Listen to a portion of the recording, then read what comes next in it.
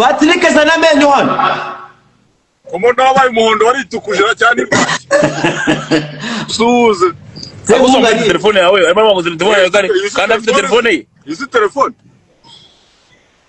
Ko bavuze ko abarundi bayitwaye.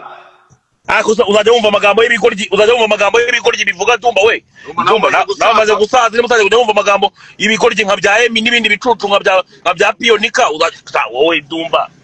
Oya ari cyokora ibikoryi harimo ndabona nakandi kagoryi kitwa Salt karimo karavuga ngo telefone yakiri ku ngo bayitwaye. Kari hano nako icyo kikoryi icyo cyakoze Dumba. Mbabarira kabisa.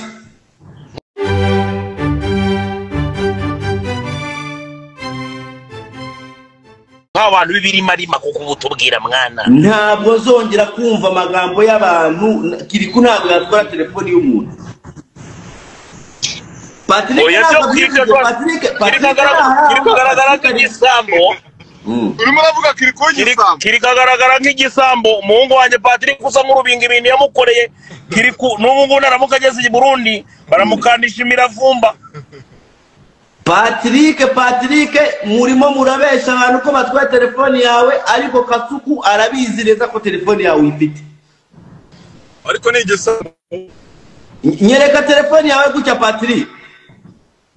Jyana gace. Imwereka ariko. Nyereka Patrick. Singiyo. Telefone ya Patrick singiyo abanyarwanda. Ariko jyana gace. Murakete singo yabivuze. Dumba we. Patrick baravuga telefone ya Patrick arayifite. Ariko umuhanzi waruvuze ni igisambo.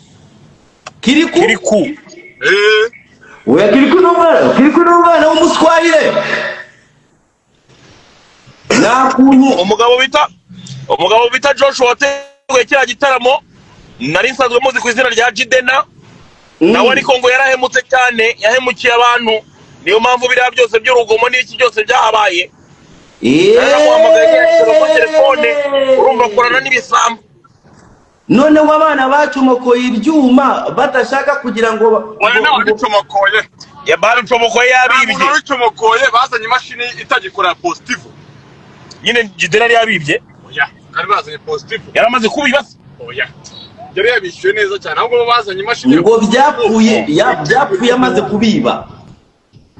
Positive ziracyakora kubizi Patrick ngo bari bamaze kumenya ko yabibye.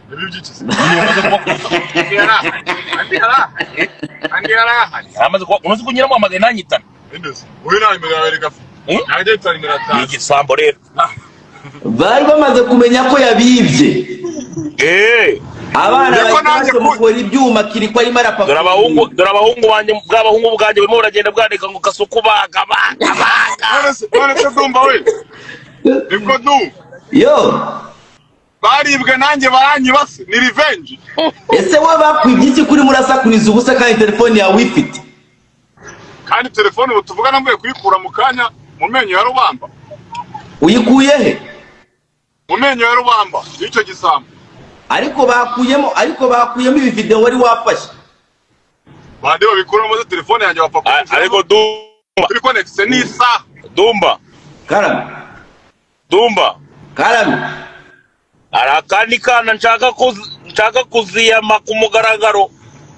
Kako ni kande se kana? Nakana kagasekurume bita ngo Rikari. Je nawe ushaka gutwikira abantu nk'uwo ninde? Nagukazi. Reka mbabarira. Gakora kuri SKFM n'akantu karaho ngaho kirwa kavumba ubuyoga. Kigali hasigaye hariyo ngo system yo kuvumba inzoga bita ngo umureko. Niko karara ku mureko ka mbere. Ngo gakora he? Ku mureko.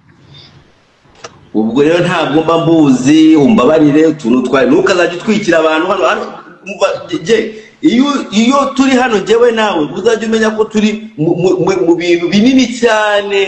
Oya nabizi kara ntukazi sinzi ni mpamvu nkaza njya gusa kashatse kumenyera niyo mpamvu mba ngatambitsemo just abo uhitubwira ba Patrick the Entertainer bakagenda bakakajomba amenyo dore n'amenyo abashaka kuruma ibintu abayavuye ashaka kuruma nkawe ugenda kubavuga hano azamenya Patrick uri muri itimi kaka wa Kigoryo Ndumva sigaye urengera. Patrick Dejeterena ni wagomba kuvuga ku tuntu nk'utwo nta ntukazajya uza hano kuri yishyura cyangwa bari Kigali ukora ikiyede niba ubuzima aho ngaho bwanze ngwino Kigali ukora ubuyede Ndumva zamanuka Kigali genda gake Kasuku isindi moto yanyemereye banyirinzu yabagamo n'ibirego bamureze ariko se wamanuka Kigali ni harabika ryawe oya n'ibirego bamureze bitewe n'amazu y'abandi yagiye yambura urwo rwara bahita baruteraho umusatsi direct Dombe inzu yabagamo ku Ruyenzi yayiroboye umusarani ibirego bandeze hari inzu nabayemo irenza miliyoni 2 ku kwezi ko miliyoni 2 ku kwezi ari udufaranga duke ngizo ko ari udufaranga duke no dufaranga dukize ni wanyibye nakwije amafaranga urimo kurengera ibisambo nawe uri gisambo urimo arengera nakwije amafaranga ya Kasuku abafana banje bayaguhe aha ngaha turimo turavuga pininga nimero yawe pininga nimero yanjye ubundi bahita bashyiraho direct 85 oya uretse gato nakwije amafaranga ngaho utarapininga 85 nagaswete nangahe Kasuku nakwibye 60 Ndumva ni 85 pininga iyo nimero $50 y'amakanadi pininga iyo nimero abantu banje babinanshiraho ku gake gake nanabyibagiwe dore bantu nibereye ubwo nshaka gutagenda nkaba nisomera kabyeri gake Banyarwanda kazi munkize wa mipango sinzi yari umukobwa yarari mariba muri Canada ahita yohereza amafaranga kuri account yanjye amafaranga asanga hakiyeho rwaye none buhita buburiramo muri konte yanjye Kasuku aguma nyarabika aguma agenda kumbuga avuga ko namwibye ibyo bintu nanjye sinshobora gufata ubufaranga nk'ubwo ngo nagira ngo niruke kubera transactions zose bagenda kucya amatax kugira na Kasuku amafaranga sinzayaguha bafana banje Kasuku mu mushirire waho ngaho 50 sorry 50 ariko uri gisambo Ndumva kugira iri zina kuba igisambo ricike nuko giye mbona amafaranga rwose kandi baragwe na screenshot ko wamarabitse ko abantu baguma bagenda bavuga ko wamarabitse wamarabikiye ko abantu bagenda bamamagara bavuga ngo Kasuku yagwarabitse ngo Kasuku uzko kuva nava mu ngore ubwo ari kugambira igiye kuri live bishobora kuba ariko ni kuri ka gacano kawe niwo wamarabikiye buri ka gacano ka Kasuku wa mipango bagomba kuba ariho wamarabikiye ugeze he hano ngeze Kanombe ugeze Kanombe ariko Ndumva ejo muri tonalite yaje kwirira umuceri arakugaya cyane tonalite yaje kurya umuceri arakuvuga nanjye ndarira amvuga nabi se waramuhemukiye pe ari umuntu wa mbere mu bantu bawunyoherereje 100 mu bantu bakwereje 100 ari umuntu wawe mu bantu bawe nyine mu bafana bawe unyoherereje 100 bamwita Richard urakoze cyane urakoze kunkura mu gisebo iryo 100 naryo rigiyeho mukomeze mwohereze ariko tonalite namuhemukiye Dumba yaramwirishije none tonalite yababwiye ko namuhemukiye gute wagiye umukuramo GoFundMe ngo arwaye impyiko njye nakozemo GoFundMe ya tonalite ko arwaye impyiko ngo wakozemo GoFundMe imeze nk'imwe mwakoreye Damour uzi tonalite ahubwo ikintu navuga namukoreye tonalite namushize mu muziki kandi ari umukomedi byabimpoye kabisa nakwemera uramucuruza mucururiza mu muziki kandi yaragomba kuba acuruza komedi none se buri yakora iki kandi wumva nkubwiye ko ari umukomedi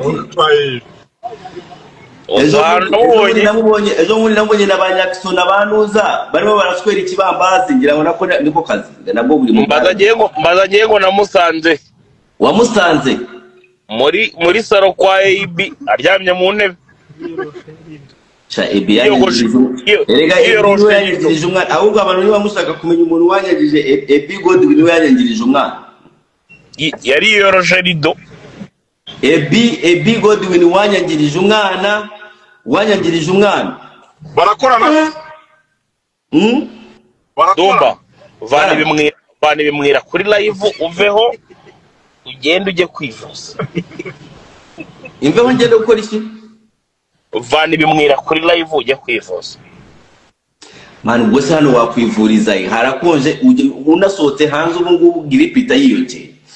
Ubugura pfa rero. None se umuhungu wanjye bita Endomike ari? Endomike yagiye gusanga abandi, yagiye gusanga Fizo tawo.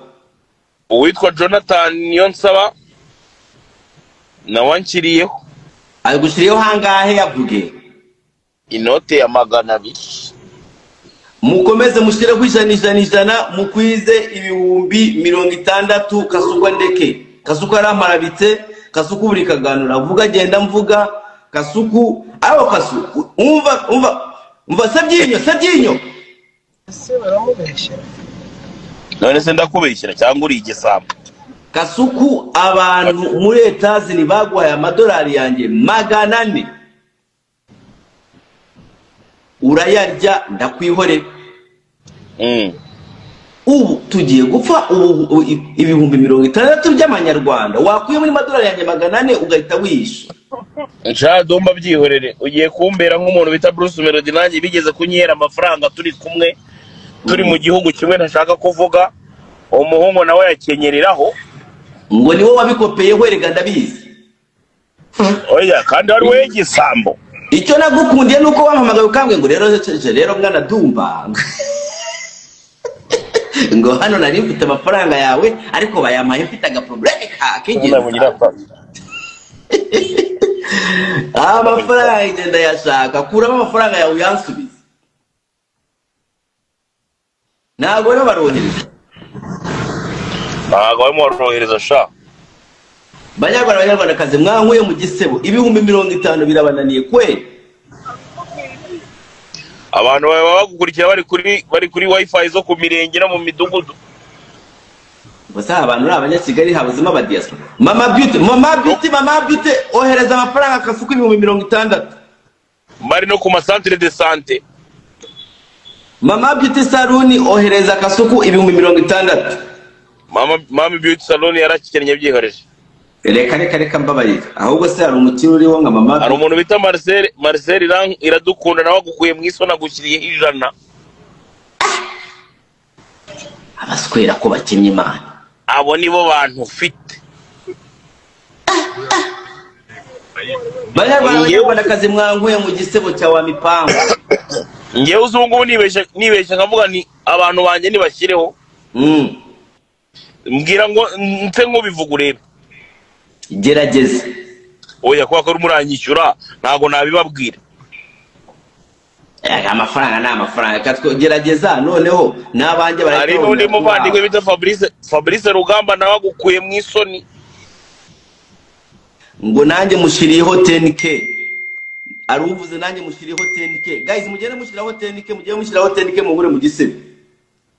Zamagambo se urazibona? Barashya wowe muravuga 200 nyeke ka screenshot. Iyo bohereza nyereka screenshot. Humura izamagambo zo baraziguha humura. Ngo zamagambo. Kasuku aba nanjye inshizeho 30. Nanjye nshizeho 5k. Urumva abana barimo barashira amafaranga Kasukureka kwiba. Nanjye nashize bagwa screenshots. Bame screenshots. Mume screenshot DM yego kabisa. Mume screenshot DM. Abashizeho munyoreza ama screenshot DM ya Kasuku. Turamufasha. Ushiraho 100, ushiraho 200, fata screenshot yawe ugene muri DM kwa Dumba uyitunyoreza amafaranga wohereje Kasuku. Sinshaka Kasuku kwa zanyiba kandi abafana banje bamutiki. Ariko Dumba uitwa DC Clement yaharabitse ari yakuru. Oya ari yakuru nanjye ntabwo ari ukumwara bikari ari yakuru ibintu abagenda akora mani ntabwo ari byo kandi Kasuku mukagenda mukabifana. Oya Dumba hari ibintu ntakunze. Ibi utakunze ari amagambo DC Clement yagiye akandika kuri ari yakuru rwose bikagera ubwo ari yakura mubwira nicyo bita akari murori. Urumva ko byari bikomeye cyane. ariya disi Clement yivugiye ibintu ariya kuru yumva ko barimo baravuga we agenda yiruka agenda yivamo abaguhamagara mu Rwanda. Disi Clement yateye ibuye mu Gisaka ntiyavuze ko arimo aravuga ariya kuru ahita agenda yiruka yihakana u Rwanda. Ngaho da aho noneho nawe ibintu muvuga biteye ubwoba. Ariya kuru yaravuze ngo u Rwanda twaramufashije ngo twamukoreye neza ngo iki n'iki ariko babona amahoro yari ahari ariko ubu ngubu yisubiriye iwabo ari amahoro ngo plaque z'inkongomani nizo zitwika. Ndamubwira ati ariya kuru ayushu ufite indangamuntu ya Kongo aha turimo turavugira. Ndamuhamagara nsanga ntayafite. Mwaravuganye? Twaravuga nabwo ati nereka indangamuntu ya Kongo ari. Arayibura. Ndamubwira ufite nibura ga passport ka Kongo. So wowe ushyigikiye Clement ibyo yamukoze? Oya je sinzi Clement niba yavugaga ariya kuru ariko njyewe nagiye kubyo ariya kuru yavuze ngurama amakosa. Urumva? Rero muhungu wanje Kambare Wironja genda ubwire ariya kuru ndabizi ko ari inshuti yawe umubwire ati ntago njya mvuga ntago umva se umubwire. Ntago njya mvugana na ariya pe. Nakuntu mwa mutavugana ariya kuru ko agukunda kubi. Sha byihorera ko kabyaraho hari kera. Urumva? Njewe abantu narababajije je. Kwabaga b'Kigali bakoze amafaranga yanze. Ndababwira ati mumbwire umugabo ufite imodoka isa nk'iya Mutesi Jolly n'amakampani ahora afungura muri RDBA buri munsi. Ayo makampani murasaba kutubwira ko abagabo bananiwe gukora amafaranga ku buryo bagura imodoka nk'iya Jolly. Ako Mutesi Jolly n'ururi rwego ngira ngo nawe urabizi ako se Dani Dumba. Mutesi Jolly kutambwira abakiriye kuri Momo nanjye menserebura gake kuri ya modoka mwana. Mutesi Jolly ndaza kumuhamagara mubwira gushyirireho. Muhamagare ubutuvugana. Ntabwo afite ni telefone manager telefone imwe. Mubwira cyangwa se umusaza kuri tarimo ramushyirira kuri Momo ngo nawe ngabaserebura imodoka. Ko ari umwe mu bantu bayisengeraga. Urumva ibyo narimo nakubwira? Nagumye nibaza ndavuga ati ese Mutesi Jolly afitiye company ikoramo ku buryo yagura imodoka nk'iyo.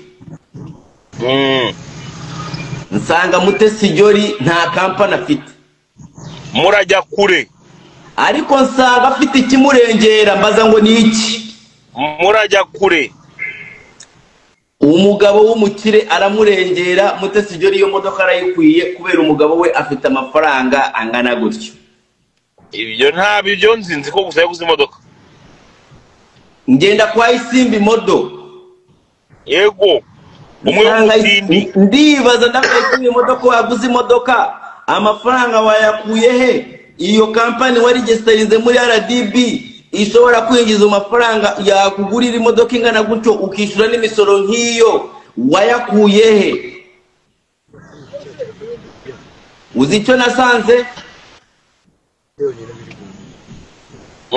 Turagenda nasanga na Isimbi Modo nawe afite umugabo ufite amafaranga ashobora kugura imodoka nk'iyo nawe ntikinga Jolly ntikinga na Isimbi Modo nkavuga ati aba bagabo babo barazibaguriye ingenda kwa ariya kuru.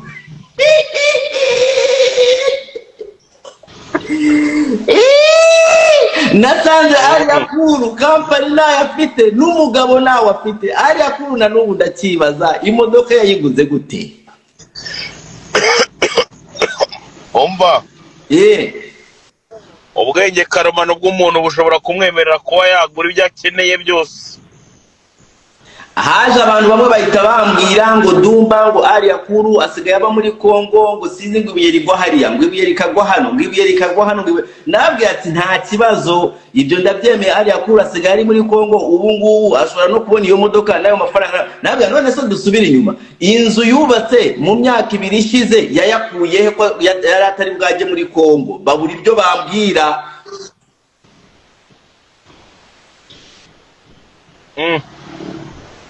ngo nushaka kwiteranya nawe inshuti ya ari yakuru ntabwo ishaka kwiteranya na ari yakuru wa mipango ibyo nta mipango ibyo nta byo nzi ntabwo wivanga muki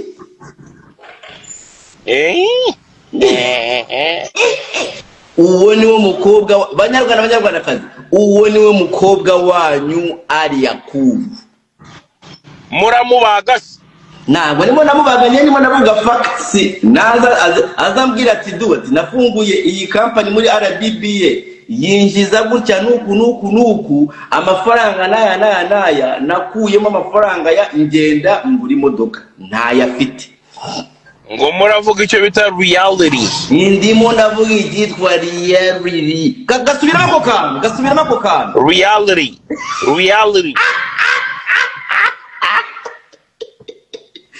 uwo niwe ariye kuru ariya kuru ushaka umugabo otherwise tuzaguma tuvuga ibi biboro shaka umugabo uvuge ati mpagaze n'umugabo gutya none se umubyaza n'isugabo si umugabo uwo ni uwuhe ariko hari umuvandimwe ukwishyura Dumba hari umuvandimwe ukwishyura iyi noti ya 3 nimukomeze bavandimwe murabona aha nari ntangiye gushuha mukomeze munyishyurire izo note njyewe nkomeze mvuga amahombo hari umuvandimwe ukwishyura iyi noti ya 3 kabisa ubu bamwita Elisha urakoze cyane banyarwandakazi ibihumbi 60 kasuka ndimo ndashaka mu binyishurire kasuka merena aramara biti imihanda ndashaka ko munyishurira ibihumbi 60 kasuka mbeho ibihumbi 6 bahita babimuha bamuhaye ibihumbi 6 ku mafaranga yanjye atanze 3 Elisha atanze 3 $60 guy ni $60 ndimo ariko aguma mara bikamana imihanda ibaze ko dufite Dumba ibaze ko dufite abantu 600 kuri live ariko ukabubona nta numwe muri ikoramo no minsi itumenya ko ibintu bimeze nabi ariko nubwo bimeze nabi ubwo se habura abarundi nk'ubu abarundi bene wacu baba muri diaspora baba muri Australia bashobora kukohereza ibihumbi 50 bakankura mu gisebo aba diaspora bari abakera shabyihorera kasokoreka guharabika abantu aba diaspora bari abakera sinagiye mu Bubiligi nkasanga witwaga Mbona Bucya Desire uwitwa Bitana Jeremy ndetse n'uwitwa Gasana Meme bari aho ngaho mu birahure binywe inzoga bita ngo Jipireri inzoga yitwa Kobi ubuyoga bumeze nka nguvu z'inyarwanda mu Bubiligi baba ngo ibyitwa Jipireri Pascal nawe yinywera Pascal umugabo wa Brandine wahoze ari umugabo uzayandi makuru ko Brandine yabonye umugabo noneho w'umukire wundi w'umunayigeri babaheze umuntu uza niba ba mu Bwongereza niyo mpamvu Brandine atakiboneka yirirwa ku maturu abahe aba mu Bwongereza uwo mugabo w'umunayigeri amutandika ibintu biremereye se Brandine ewan Brandine yagiye akoresha plastic surgery noneho Brandine ni wa muntu wakoresheje plastic urabona bakobwa bakoresha plastic surgery zibibuno n'iki n'amabere Brandine yakoresheje plastic surgery y'isura bro nirwo rwego agezeho kari kabise none cyo gukoresha plastic surgery y'isura babari ibiki abari kingira ngo sinza ariko je Brandine kuri ngewe nabonaga ari mwiza kuzi nigeze mutereta nigeze no kumutereta aranyanga ariko sinzi impamvu yari afite inferior complex ku buryo asubira bakagenda kura plastic surgery y'isura Banyarwandakazi munyishurire je wa mipango mu numero 60. Ndizakano ariko ndimo nabona abana bagenda bakora siporo bakara kutubuno kabisa. Uri kano baga nahe? Uzuko umwana karaga kabuno kagira ngo ntajya mu mihango. Ariko wa mugana abakobwa mukura he confidence zo kugenda mwigira gutya nk'ubu kimenekeye mu nzira aho ngaho ikanombe wavuga iki? Aro witwa Victor Manishimwe nawe agukuye mu isoni ashyizeho inoti ya senkane. Senkane gute? Senkane ibiceri senkane? Igiceri nawe atanze uko yifite nibwa bwana nye babwicaye kuri wifi yo ku murenge cyangwa se kuri Cassandre de Sante. Ari nk'umuzamu yo. Dumba ko muri injazwa ninde ubabwira ngo muvuge ku bandi? Mugenga banza agiye gutawaza nyina. Ngo ayo ni make. Oya Edimo ukigiye gukora mwohereza 100 none wijana ngewe ayandi ndaza kuyafata aranga ndaza kuyama. Edimo ze gukora bona Edimo urabona afite ubwo bushobozi. Edimo bimukorere umuswera natumenyeye. Edimo ari ku ikipe yanjye bro. Koko se Edimo ari mu bahungu bafite abana bavukana b'abanyempano babaho ngaho mu Rwanda bamwe babimusanze. Babarundi babimusanze ewana badanje umwe n'umuproducer ntabwo aramenyekana. Edimo barambwe ngo uzama nimero ye ariko nawe sinzi usigaye ukora nk'aba barundi ba kera bavuga ibintu nibabikore. Warambwe ngo uzaduhuza by the way aba itangazo riri hano producer ahangaha ngiye kubivugira hano ariko ndaza kujya no gukora blog yabyo. Producer ukora indirimbo babi Kigali umwe yavuye Musanze babi Kigali. Producer ukora indirimbo Isairi Mbonye witwa bamwita Nicholas the producer, Nick the producer. Ari mu bantu aba muri Australia ubu ngubu right now, agiye mu bantu agiye gutangira gukora mixing and mastering zo muri Sakura. Urumva arashaka indirimbo 5 nziza ku buryo kandi Nicholas the producer ni ukora indirimbo za Mbonye akanazimasteringa ariko yakoraga gospel gusa. Yarasize ateye umwana inda. Ibyo nibindeba noze arinda wowe iyo uko wasabye Miki iyaguha ntabwo ari kumutera inda. Koko Miki yaguha hahandi wavuze ngo mujye muri ariko iyo muvuga nkayo magambo kuri uwo mubyeyi wamushaka gusebya agasha. Si we yabyivugiye aga oya Miki si we yabyivugiye ni yaje live akavuga ngo mwari ahantu ngo nguke murabwira ngo tujye inyuma dukubite kamwe ngo nta kibazo tujye. Si we yabyivugiye. Undi mwana bita Filimine Rukundo agukuye mu isoni. Aguhaya ngahe? Ashyizeho uko yifite. Aguhaya ngahe?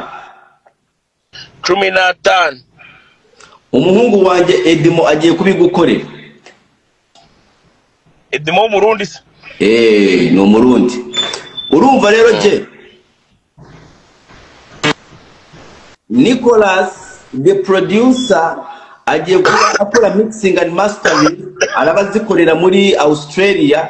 Wowe niba uri umwana ufite indirimbo wakoze nziza icyo uza gukora uraza gushaka nimero ya Dumba urakomeza kuvuga Edimo atarana kwishyurira uraza gusanga n'ubundi wakoze travail nili. Ibyo kwibugishiraga ibya Nicholas w'umutezi w'amadagahunga nabyo ni ibibazo. Wowe nakubwiye aho watangiriye gusambana ubu nturatera. Nakubajije ngo koko je kuvuga kuri umwami w'abakobwa na mukobwa yari yakubeshera ko wateye n'inda je urishuwa erega umugabo n'uteye. Ingerega buri ibintu by'abagore sinjya nkunda kubigenderamo cyane. Bertrand na yamuhaye 13 jereka kumbeja niba wamuhaye 13 kora screenshot yinyoreze muri DM jeje ndashaka kwandika igwa marabi kayigwa marabi umuntu yakubeshya uwo muntu yakobeshye ngo yatanze 13. turava hano bari ntabwo mva hano batarayikwishyura nje. Uwo muntu yakobeshye kabisa.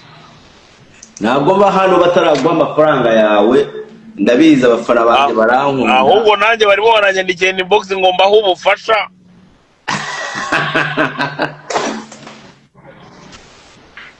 Ntabwo mva hano amafaranga yawe utarayakwiza abantu banje ntabwo bantenguha pe. Mbonye message y'uwitwa Isa Cyuma ashyizeho nawe uko yifite. Ashyizeho angahe? Veni. Ashyizeho veni. Ibiceri veni. Ariko se urabesha man. Iki gihe. Ashyizeho ibiceri veni. Bro, nabyo rega n'ubutwari. Urumva barimo nakoresha wifi y'ubuntu ari kuri centre de santé cyangwa ku murenge akora amasuku cyangwa se wenda akora ubuzamu. Gusa urumva koko ubundi umuhanzi nirimo peso zirimo. Urumva Edimo se ko ashobora kuba yahunze we. Nakubwiye ariko Edimo niwe nari nizeye buriya niwibaze ko hari n'uwundi muntu nari nizeye ahanga mbanzi ko we Edimo 60 barayafata. 60 nibayafata kuri World Remit. Edimo yagutengushye se? Edimo arimo arashaka kuntenguha bro. Nakubwiye ariko oya pana abihumbi 60 by'amanyarwanda bro. Yarazi ngo n'ijya amadolari. Yarazi ngo n'ijya amadolari ubwo amenye ubwo y'abanyarwanda ahita yagu. Isese yigeze abikoraho. Nayamuhaye ara muntu uvuze ngo yayaguhaye yose. Amba. Izo comment ngizo ndizona zirimo blague ugiziyoresha. Hari ibyana biri muri byebo bitangiye kuvuga ko ngewe ngo bikunda ukuntu mvuga neza man. Hari umuntu urumva? Ohereje 16. Ubundi yaguhaye bingahe? Bitatu. 16 19 ni habuze uwakohereza nga ubu tugeze muri 20. Umuntu byohereje ko no mu diaspora nako nabashe kubona izina rye ngo tumushimire. No mu diaspora. Angira ngo ni basa. Even Shimimana nawe yohereje inoti ya 500. Ubwo tugeze muri 25. Kasper. Tugeze nko muri 20 cyakora. 25 25. Harundi wohereje amafaranga manini se? Nose niba bagwaye 16 hakaba ariho wohereje 300. Hari wohereje 3. Dutegereje witwa Edimo ariko. Edimo araje arahita yagukubita yose avemo. Aya uyu mu diaspora ni ukwemeje 16 nibura we apfuye kwerekana ko ari umuntu ugira ubumuntu Dumba ariko bimenya Dumba yuko kandi bagiye bikubwira inshuro nyinshi ngo Dumba wowe abantu bawe ntago bagukunda ngo babikwereke byanyabyo niyo mpamvu ubona utamera umusatsi. Nusa ubwo urabona ukuntu uri murampara bikakasuku ibi bintu nibyo nshaka ko areka yawo gukora. Umva Kasuku yafashe amafaranga sinzi umuntu yarasabirije ahita yohereza kuri konti yanjye. Iyo konti yanjye hari haciyemo rwaye konti yanjye iri 0 iri muri mwe amafaranga yo barayiba barayatwara banki irayatwara. Nukuvuga ko kuva uwo munsi aguma ambwira ngo Dumba ngo amafaranga yanjye nta mafaranga sinigeze nyafata sishobora gufata amafaranga yanjye ngo nyewe nyamuye. Rero abanyarwandakazi munkize Kasuku aguma agenda marabi. Dumba Karama witwa Olivier Iradukunda yohereje inote y'ibihumbi 30. Nturangiye nibirangiye wose na Edimo oya ntabwo araka oya iri hanze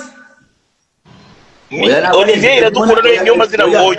Edimo arahita bimbwira Edimo niyo yohereje icyo bita indishyi y'akababaro asa 20k ariho dore asa dwashyizeho na question mark ari kuzazira kavuga mumushyirireho indishyi y'akababaro nangahe? Indishyi y'akababaro turashyiraho niburi note ya gitanu.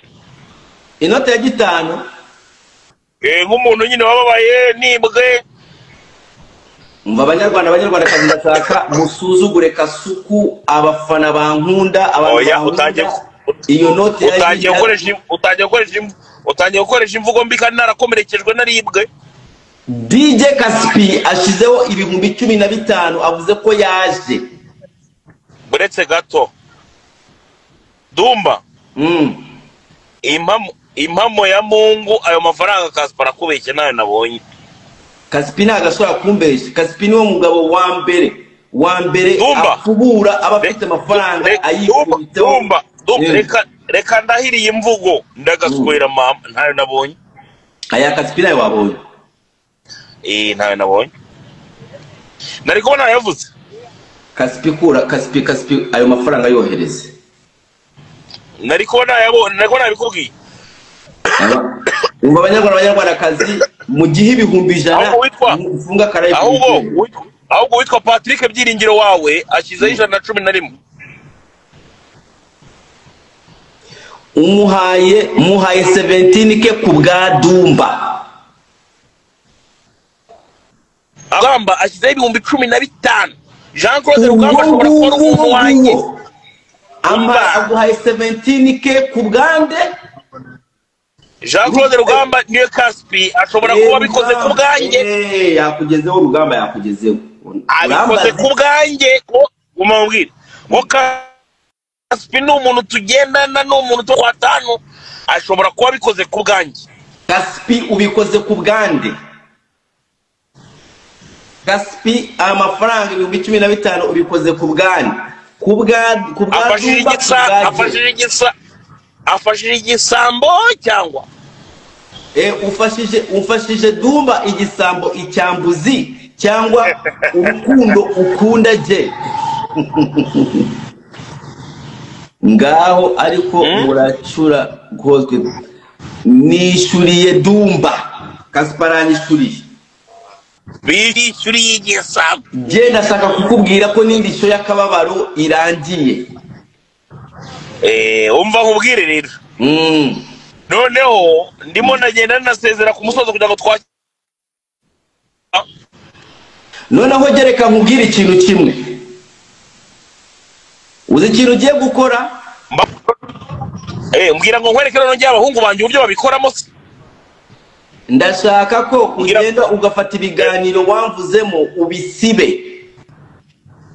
Kugira ngo icyo kiganiro tonalite yavuze gisibwe